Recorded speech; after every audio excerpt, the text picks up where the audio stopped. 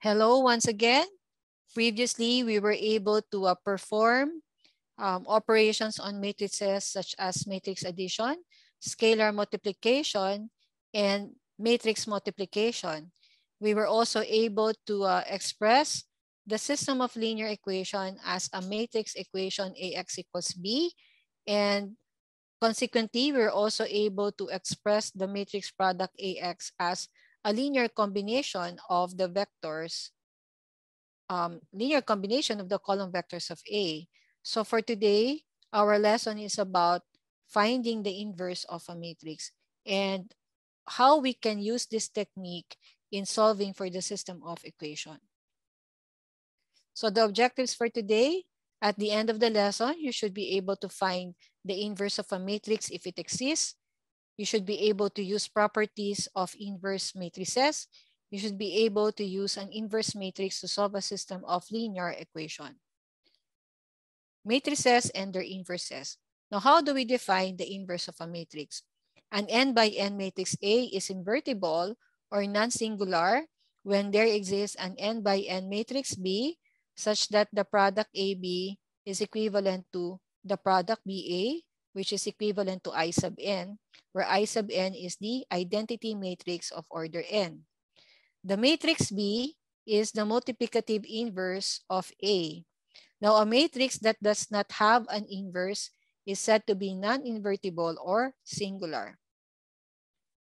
The theorem 2.7 tells us that the inverse of a matrix is unique. If A is an invertible matrix, then its inverse is unique. The inverse of A is denoted by A with the superscript -1.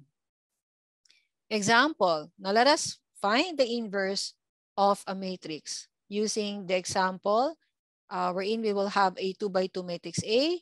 So A will have entries, A has entries 1, 4, -1, -3. So recall that if we have A multiplied by the inverse of A should be equivalent to I. So let's say we denote for the inverse of A to be X since the inverse of A is still unknown, so that we will have your A times X equivalent to I. So we know that A and X are, if A is a 2 by 2 matrix, then X must also be a 2 by 2 matrix, so that the equivalent will also be a 2 by 2 matrix. So we have here for X entries X11, X12, X21, and X22. So we simply apply matrix multiplication. So we have 1 times X sub 11 plus 4 times X sub 21 will be positioned here at the 11th position, first row, first column. And then we have 1 times X sub 12 plus 4 times X sub 22 to take the position 12, that is first row, second column.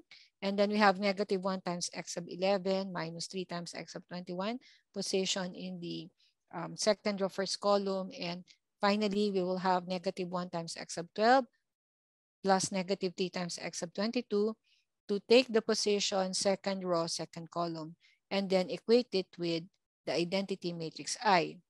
So the next thing that we need to do is simply apply our matrix equality. That is the entry here, which is at 11th position, is equal to 1, which is also at the 11th position.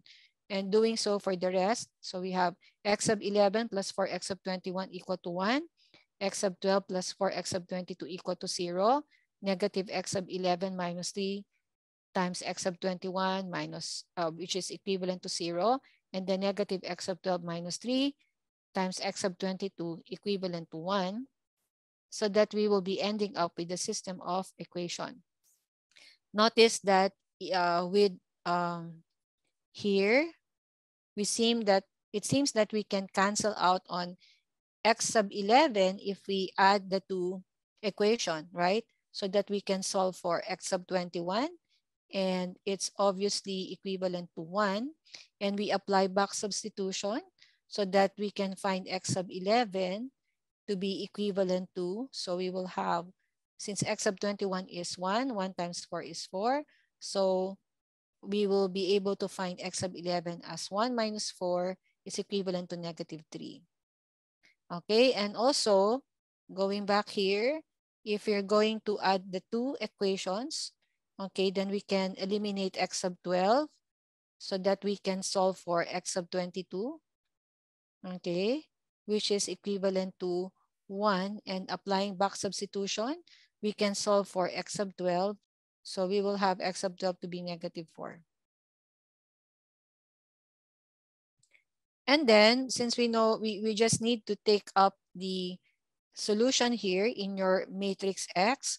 So say we have X11 to be negative 3, and then 12 to be negative 4, and then 21 to be 1, and then 22 to be 1. So this now will be the inverse of A.